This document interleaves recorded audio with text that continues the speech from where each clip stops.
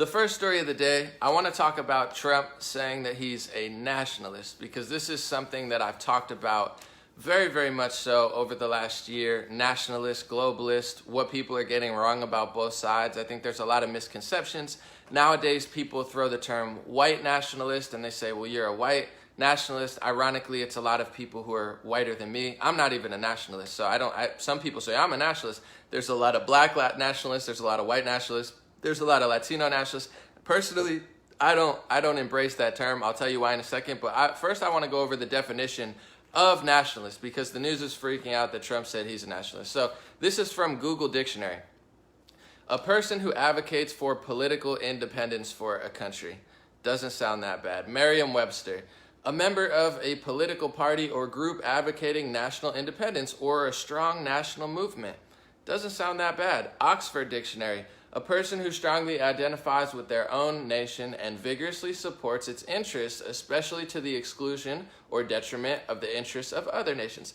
Doesn't sound that bad, but it's starting to get a little worse. You can see why people don't like it. Cambridge, they have 3 definitions. The first 2, not bad. The third one, a little worse. Supporting a political independence for a group within a nation, a person who wants their country to be politically independent, and a person who strongly believes their country is better than others. So here's my thoughts about nationalism before I get into Trump being a nationalist and millions of Americans and probably billions of people worldwide being a nationalist. This is not a fringe group. There are a lot of people who are nationalists, and we need to be able to decipher who's who to really get to the truth. So first of all, I think of it like this: globalist to nationalist. It's just like the left wing and the right wing. If you go too far right, you become a weirdo. If you go too far left, you become a weirdo. We're supposed to meet somewhere in the middle. So what we've had for a long time is we've had globalists, okay? We've had people who pretend like they have America's best interests at heart, but they really don't. They're selling us out to the EU, the UN. You know, these groups are being controlled by people and basically have an agenda of total dominance, whereas the United States of America was created to have freedom of speech and to have a lot of freedoms that other countries don't have. And we were beginning to lose those freedoms. We were voting for politicians who weren't doing anything on both sides, and we're being governed by Europe. That's not why we left, Europe to be governed by Europe. So if you go too far left, you have a globalist. You have politicians who act like Trump's so bad, but they were selling out our country to, whether it be China or Europe or Russia or whoever was paying the highest dollar. We were getting sold out. Saudi Arabia, Israel, you name it. Who knows what they were doing? You could name dozens of countries that were probably influencing our politics more than we were. So when you go too far left, you have a globalist. That's not good. When you go further right and you go too far right, you have a nationalist. That's far left. Far right would be an extreme nationalist that says, I'm the best, you're the worst, I hate the rest of the world, I'm supreme, I'm the man, America's the best, everyone else sucks, like we don't care about anyone else. That's not good either. You don't want to be a super nationalist where you love your country and hate everyone else. Then it's like somebody who treats other people disrespectfully. Just like on a personal scale, you don't want to think, I'm the best, I'm so great, everyone else is terrible, I'm going to crush everyone else. Then you become a sociopath or a narcissist or a psychopath in your personal life. So you don't want that in a personal scale. You don't want that in a country. However, a normal nationalist, and what Trump is saying is one of these things where they care about America first. They care, he's not sugarcoated that. He cares about America's interests first. And on a scale, I would much rather, just me personally, I would rather a president who actually cares about the United States rather than somebody who's selling out our country to all the other countries. That's not what you want. So I think this gets misconstrued because, like I said, even Google, Merriam, Oxford, and Cambridge, they all say it's a person who advocates for a strong country and political independence. What we've had is not political independence. We've been sold out domestically to corporations and pharmacy lobbyists and military-industrial complex, and we still might be. I'm not saying Trump's solving everything. And then the other side of the table is the globalists selling us out to the rest of the world and not having our best interests at heart. And I find that while right-wing people might be extreme on certain cases, I find that left-wing people, they don't love our country at all. And they don't love, they have no pride whatsoever. So it's like, what would I rather? Somebody, and this, I want to take it back to a personal level too, because I think of everything like through spirit and psychology. you don't want to be a super narcissist. However, there is a lot of benefit on a personal level to loving yourself. You really want to love yourself, because I personally believe if you don't love yourself, you can't love the world. If you don't protect yourself, you can't protect the world. If you don't have your own best interests at heart, you can't have the rest of the world's best interests at heart. So on a personal level, with this psychology, I lean, although I'm not like a super narcissist, I'm not like, I'm the best, I'm a nationalist, my country's the best, I'm the best, you all suck. That's gross. I'm not that type of person. Although I'm probably right of center on a personal level, I'm talking about psychology, not even politics, of like I don't hate myself, I don't care about everyone else more than I care about myself. I focus on myself. That's my whole message. Change yourself to change your world. That's my whole spirituality and life mantra, is like self-accountability, self-reflection, self-empowerment. Empower yourself, and then you can create a powerful entity in the world. So I lean towards that side of like, you got to love yourself. So nationalists, if you want to compare the two, they love themselves. You know, they love their country. Trump loves America. He loves himself. Clearly, you know, he loves, he really wants America to do well.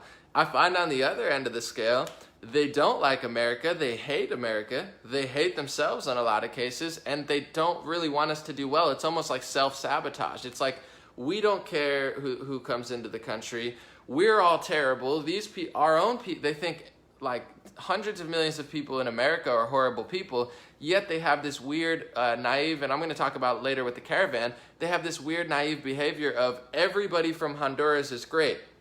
Everybody from Mexico is great. Don't you dare question who these people are. They're all great because they're from Honduras and Mexico.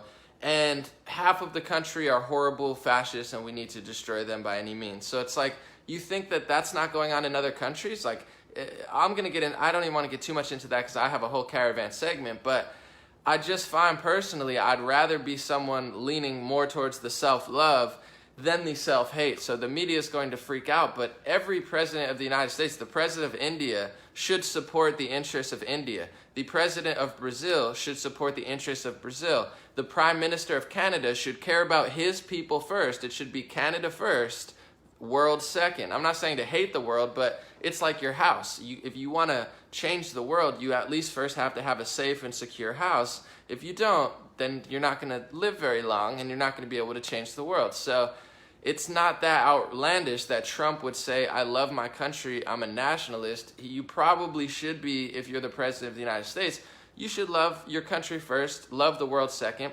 or love the world first, but understand in the world, your specific job is the president of the United States. It's just like in Los Angeles and San Francisco. My big, disagreements with the mayors and whatnot of San Francisco and Los Angeles are, all they do is talk about Trump and how much they hate Trump, but their job, they're not the president of the United States. They're the mayor of Los Angeles. They're the mayor of San Francisco. So their number one job should be focusing on San Francisco. They should love San Francisco. And if they say San Francisco is the greatest city in the world, I'm not looking at them saying, oh my God, they're white supremacists who really love San Francisco more than New York City. How horrible. I'm like, I would hope so. If you're going to be the mayor of a city, I would hope you do like it. And I don't care if you think it's better than other cities. You probably should, or else you should go move to the city you think's better. You shouldn't be, I'm the mayor of San Francisco, and this is the worst city in the world. We're so horrible. Then why are you clean it up then. I guess make it better. And that's what they don't do on a local level. You see in these cities, you see hundreds of thousands of homeless people. In California, you have some of the worst education and, poverty in the entire country, yet they spend all their energy talking about the rest of America. So I think of that same ideology, that really bothers me. They spend all their energy talking about Trump, no energy cleaning up their own city. Look what happens. And same with America. America should focus on itself. I thought that was the big beef that the left and the right had. We were over in Iraq and Libya and Syria and all over South America.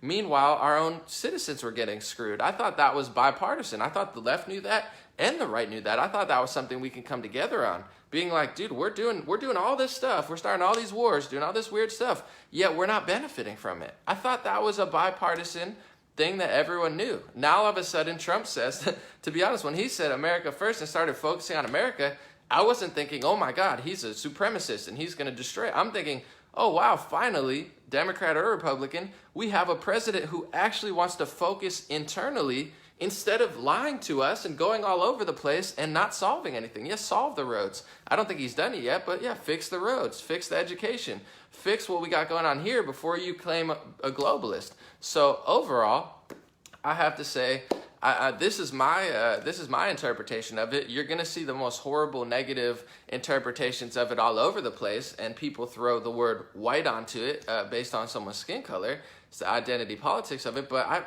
I follow like dozens of people on Twitter that are black nationalists. I'm not even a nationalist, but I follow black nationalists. I follow white liberals. I like to get a little mix of everyone, but it's like people are nationalists, just like some people are humanitarians. It's not that negative of a term, but where I will agree with people on, and I will find middle of the road, I think if you go too far right and you're too far of a nationalist, you become a, hypocritical narcissist, complete sociopath. And if you go too far left, you become a super weakling who just sells your country out to the rest of the world. And I think Trump, whether you love him or hate him, is a symptom of the fact that we've gone so far left, we've gone so far globalist, we've sold ourselves out so much. What happens when you go so far globalist and you have no sort of, strong leaders who care about us, they just lie to your face and do whatever deal with whoever from wherever about whatever, you get it, Donald Trump. This is the reaction. You get somebody who's super strong, who super loves America, and my thoughts are if you don't want someone so far nationalistic, what the left has to do is really focus on the problems. And I'm going to go on to the next segment soon, but if you really want to get someone else besides Donald Trump into office, you have to really be honest about who he is, why he's there, and who his supporters really are. And what I find from the far left fringes to the moderate left Democrats to the progressive left leaning people on the Young Turks and such, what I find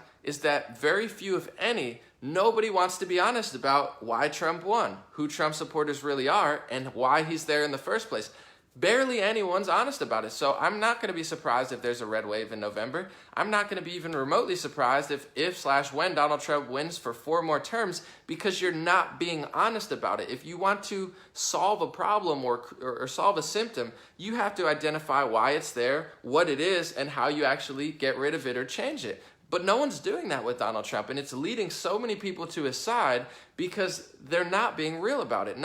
Everybody wants to hate on Trump supporters. Everybody wants to hate on Trump. It's just hate, hate, hate. Here's what I think about who you are, and I'm not even going to listen. I went to Politicon today. I ran into hundreds of people. I mean, all sorts of people, left and right. I had a great time. I could talk to anybody from far left communists to like far right nationalists or whatever. It doesn't really bother me. I mean, I just like to have conversations. But half the people who stop me, and it doesn't matter because I don't see, like, I'm not a super identity politics person, but I got stopped by dozens of Trump supporters who are Hispanic, who are women, who are black, saying, I live in Los Angeles and I'm a black woman, I don't want to do this, but like, this is how I feel and I'm afraid to speak my piece. Half the people who ran into me weren't even white. And it doesn't matter. It's not like a big congratulations. I'm just telling you what I see. It's not all white people who are nationalists or support Trump. You're losing people because people don't want to define nationalism and define Trump and be honest about it.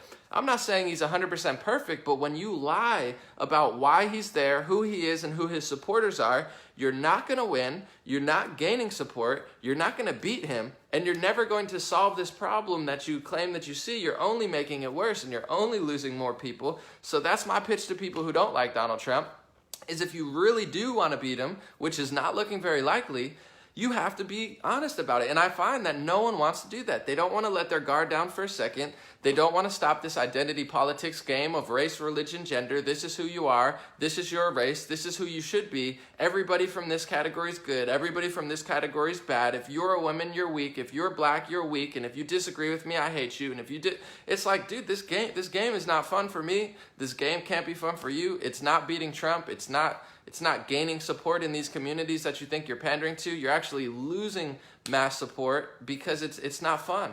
And it's not a good victory. So overall, Trump said he's a nationalist. Too far either way isn't good. The reason Trump is winning and successful is because we've been too far globalist and too far sold out. And if you really want somebody to move closer to center and be more of a globalist nationalist hybrid, you have to properly identify what's going on, which is what I do here on this channel every day.